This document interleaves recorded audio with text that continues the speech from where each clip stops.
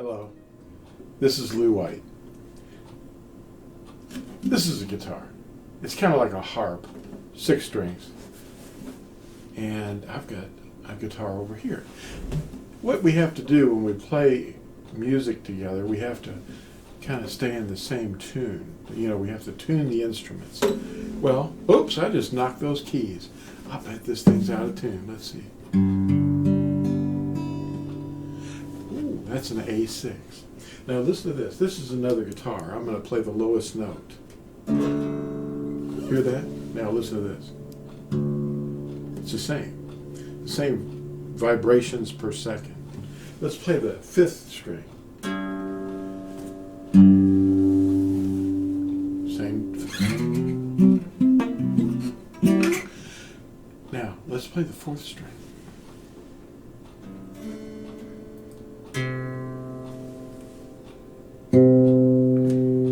Yeah.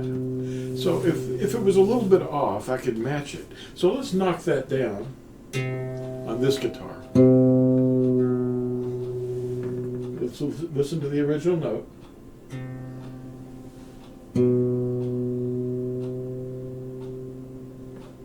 I think that's it. Let's see. Yeah. They're perfectly pitched. That's what it's like when you match your behavior with what you see in the scriptures and how Yahusha wants you to walk. If you walk like him, then you're not walking like an Egyptian. You're walking differently. The world out there has a different way of walking. They have thrown everything out that Yahuwah gave us to walk by, the 10 Commandments and his perspective. And we're walking another way today. We wake up in this world. Now we have to untangle that and figure out why that is. Well, that's what I've been trying to do for the last 35 years. Trying to figure out what happened. Not in an angry way. It kind of frightened me at first. I was thinking, man, if I do that, everybody's going to think I'm insane, which some do now. But we're out of tune, and we need to get back in tune. Let me put this back, and I'll show you what I'm going to do. There was a woman in, well, several scriptures, and she was bleeding at the moment that she was touching Yahusha's tzitzit, his craspaton or his tassel. And of course she shouldn't have even been touching anyone because she was bleeding. That was against Torah. But she had this belief, an idea that all she had to do was touch the hem of his garment and she would be healed. She'd already spent all her money on doctors and they did nothing. And the thing that she was touching on him was a purple thread that was, I know a lot of people, and me included, we thought we were reading the scriptures and the translations, and everybody was saying blue, blue, blue. Tekeleth is violet. It's a color like this. And we did a video on this. You ought to look it up. And the seats is the Hebrew word for blossom. It's where you look for the place where the fruit grows. It's a flower. It's a blossom. And Yahushua was looking for that on the fig tree. When he found no evidence that it was even going to bear fruit, he cursed it and it died within a matter of minutes. This is a big tree too. And this was pretty disturbing to his followers. They went, what? And it represented something. He wants to see something in his followers. And it's not hard. People go out and they buy a Christmas tree, they strap it to the top of their SUV, they ride down the street, they bring it into their house. There's a lot of effort there, and they have to decorate it, and this thing makes a big mess. And they're doing something that's against everything that he told us to do. The tzitzit are little strings, little tassels, and they're for you. And he says, you make tzitzit and place them on your garments. So when I first read that, I grabbed some thread and I started tying them onto my belt loops. And I bet he loved that. I got a good feeling about it. It wasn't anything I was doing that was hard, but it certainly was easier than going out and carving pumpkins and putting them on my front porch and not knowing what that was about, or putting a tree in my house. Well, at Matthew chapter 9, Mark chapter 5, and Luke chapter 8, we read about this woman who was bleeding for 12 years, and she touched this item on Yahusha's garment. It's commanded at Numbers 15 and Deuteronomy 22. Wow! He was obeying something that was written down that he himself commanded. Well, the interesting thing about that is, I want to show you real quick, a quick review of what I did. I bought some new jeans, or my wife bought them for me. I've never had blue jeans that I recall, but she bought these blue jeans for me. Okay? Yeah. Well, put some on there, and I've tied knots in them. And I first had to tie a knot on the ends to keep them from unraveling. Some people think, oh, you've got to have these knots tied in a certain way. No, you don't. But if you want to remind yourself of something, you can. And I just basically took the, where is it? Hey, the one that I wanted to show you fell down here on the floor. What? Anyway, I left one of the ends untied so you could see it. See, this is where I tied the knot. And the other end doesn't have the knot. And I want to put a knot on it. And this is just to keep it from unraveling. Okay? You don't want to, have it unravel on you. Okay, there's a little knot right there. Now, I'm going to put this one on my belt loop. And I don't have to worry about washing my pants. I can just leave them on there. Now, there it is. Okay? And this is about 15 inches when I started.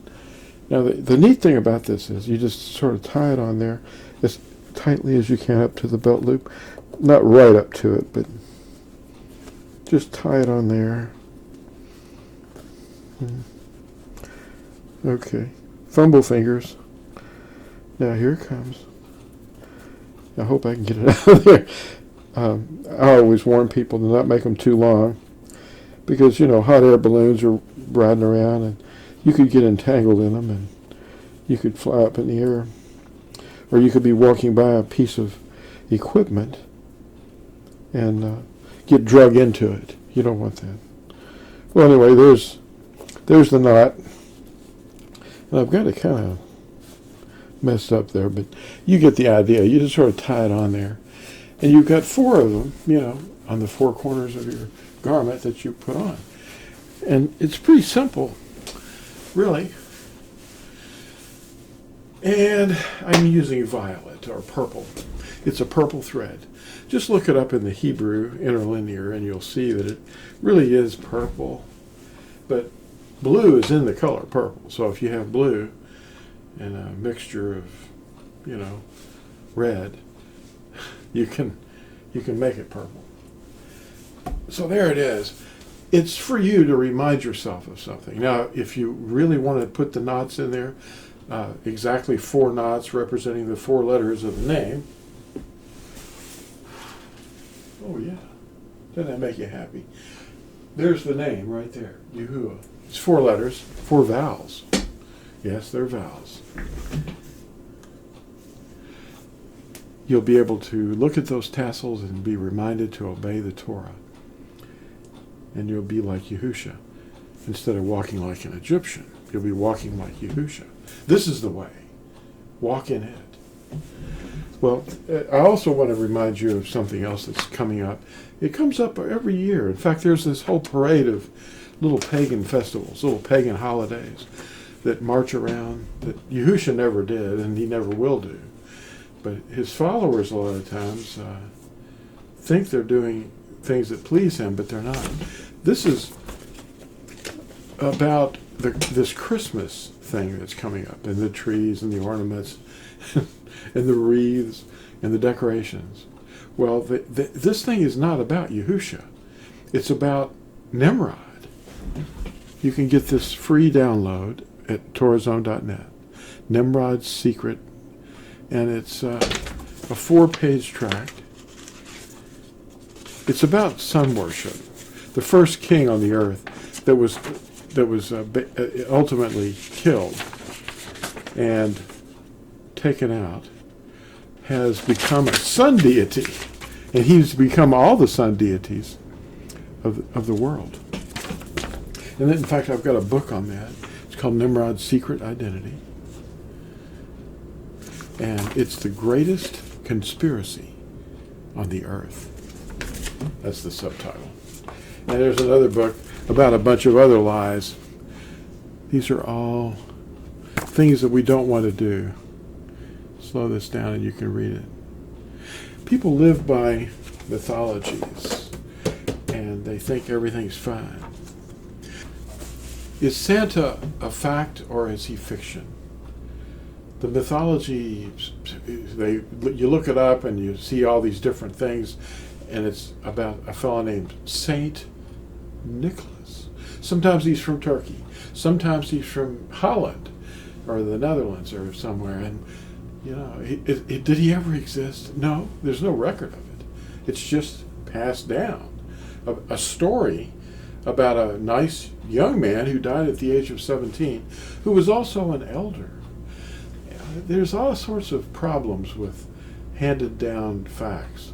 Well, it's not really a fact. This is a myth. But so what? This guy's nice. He's helping children, but was he ever in existence? We don't know.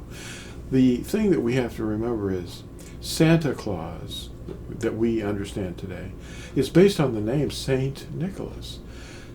Saint Nicholas. Saint Nicholas. That was taken as Santa Claus, I think in this country for the first time. And it's not real. It's something that it's Nimrod is what it is. He's the one, he's this character that's hanging around December 25th, because that is a solar event that's happening around that time of the year. The sun was thought to be reborn. And he's taken on all these different names. Nimrod has many, many names now. But it's really Satan. And that's one of the interesting things. There's a link in this video down below in the description that I'm going to put to a video that's on a news program. And it's asking, is Santa a fact or a fiction? In fact, the show is called Fact or Fiction. Now, this fact about the father of lies is coming out more and more. Nimrod's secret identity is, that he's Santa Claus, and he's many other things, but he's really Satan. He was the first human to be worshipped as a solar deity.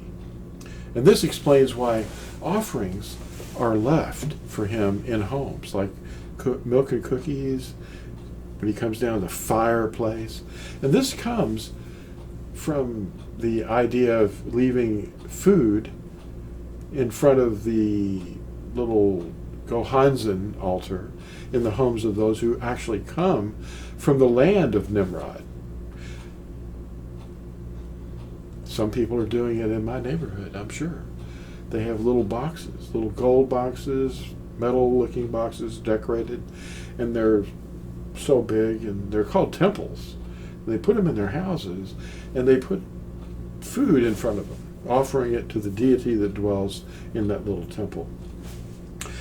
And that is Hinduism, generally. In this book, Nimrod's Secret Identity, you'll understand that all these things originated at Babel. There's the Tower of Babel. This is the back cover. And you can see you're walking like an Egyptian if you're doing this stuff.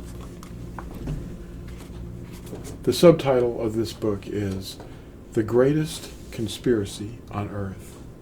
The breaking news is that Satan is unmasked from his Nimrod disguise. Stop lying to your children about the solar deity posing as an angel of light. Stop walking like an Egyptian and start walking like Yahusha. Thanks for watching, and we'll see you all in the next video. Don't forget, like and subscribe. Bye now.